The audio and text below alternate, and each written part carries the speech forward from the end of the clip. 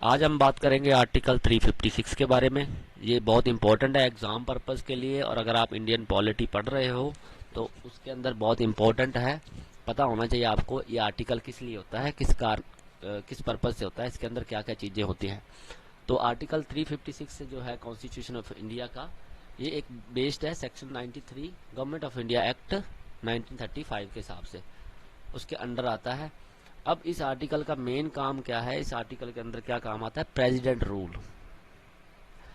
President rule जब किसी भी स्टेट के ऊपर लग जाता है, उस स्टेट की अगर कॉन्स्टिट्यूशनल मशीनरी फेल हो जाती है, वो उसका जो मेंबर्स हैं, उसके सीएम हैं, उसके जो सिस्टम बना हुआ है वो अगर फॉलो अप नहीं कर पा रहे तो उसके ऊपर प्रेसिडेंट का रूल हो जाता है, और ये आर्टिकल उसके साथ डील करता है। और आप ये दो तरह से लग सकता है। सबसे पहले अगर प्रेसिडेंट को कोई रिपोर्ट गवर्नर, क्योंकि हर स्टेट में गवर्नर होता है, आपको पता होगा। अब जब गवर्नर कोई रिपोर्ट बनाता है प्रेसिडेंट को, या फिर वो कन्विंस हो जाते हैं प्रेसिडेंट, या फिर सेटिस्फाइड है कि स्टेट की सिचुएशन ऐसी है कि स्टेट की जो गवर्नमेंट है और वो गवर्नेंस कैरी नहीं कर पा रही, कॉन्स्टिट्यूशन के जो प्रोविजंस दिए गए हैं स्टेट को उसके हिसाब से अगर वो नहीं कर पा रही, तो उस टाइम पे प्रेसिडेंट रूल लगने के चांस बन जाते हैं और लग सकता है। दूसरा कारण क्या है, आर्टिकल 365। अब इसके अंदर एक और आर्टिकल ऐड हो गया 365, तो आप इसको सिंपली याद कर सकते हैं कि जो आर्टिकल 356 है प्रेसिडेंट रूल है, उसके जो लास्ट वाले 5 और 6 है, 6 को पहले कर दो और 5 को पीछे, तो 365 ये दोनों एक साथ अटैच हैं। बट आर्टिकल 356 के अंडर ही 365 आता है, क्योंकि ये आर्टिकल एक रीजन हो सकता है किसी भी स्टेट के ऊपर प्रेसिडेंट रूल लगने का।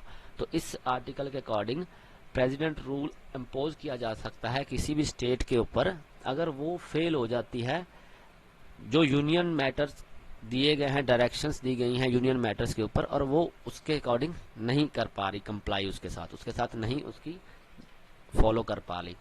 या फिर सिंपल वर्ड्स में आप बोल सकते हैं कि प्रेसिडेंट रूल उस वक्त लगता है किसी भी स्टेट गवर्नमेंट के ऊपर, और स्टेट गवर्नमेंट जो है वो सस्पेंड हो जाती है, और सेंट्रल गवर्नमेंट जो है वो उस स्टेट को एडमिनिस्टर करती है, और through the office of governor, जो गवर्नर का ऑफिस होगा वहां से जो सेंटर है, सेंटर गवर्नमेंट है, वो उस स्टेट को रूल करेगी।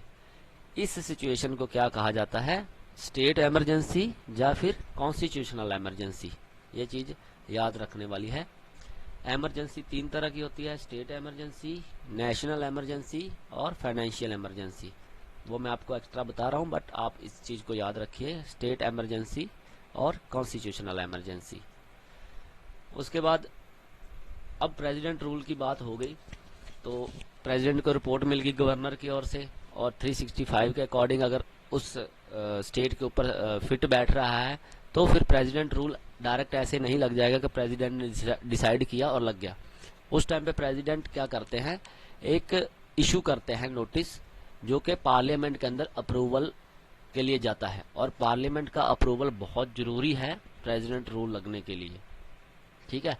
और जब प्रेसिडेंट एक इशू करते हैं नोट कि भाई इस स्टेट के ऊपर लगने वाला लगाना है, या फिर ये स्टेट फॉलो अप नहीं कर पा रही कॉन्स्टिट्यूशनल प्रोविजन, तो ये दोनों हाउस में अप्रूव होने के लिए जाता है। दोनों से अप्रूव होने के बाद ये विद इन 2 मंथ, 2 महीने के अंदर अंदर अप्रूव होना चाहिए। उसके बाद ये प्रेसिडेंट रूल उस स्टेट के ऊपर आता है। और ये अप्रूवल कैसे होता है, सिंपल मेजोरिटी। अभी आपको पता होगा सिंपल मेजोरिटी और स्पेशल मेजोरिटी अलग अलग होती है, तो ये सिंपल मेजोरिटी के साथ होता है, जिसमें 50% वोट्स जो होते हैं मेंबर्स के जाने चाहिए इसके हिसाब से। अब प्रेसिडेंट रूल कितनी देर तक रह सकता है किसी भी स्टेट के अंदर, तो इनिशियली 6 मंथ के लिए रहता है जब एक बार लग गया तो, बट उसके बाद इसको एक्सटेंड किया जा सकता है 3 साल के लिए, बट उसके लिए भी पार्लियामेंट अप्रूवल चाहिए। बट उसके बाद में अमेंडमेंट आया, 44th अमेंडमेंट आया है, जो बोलता है कि किसी भी स्टेट के ऊपर ज़्यादा टाइम तक नहीं हो सकता प्रेसिडेंट रूल, वो हम बाद में बात करेंगे। Thank you.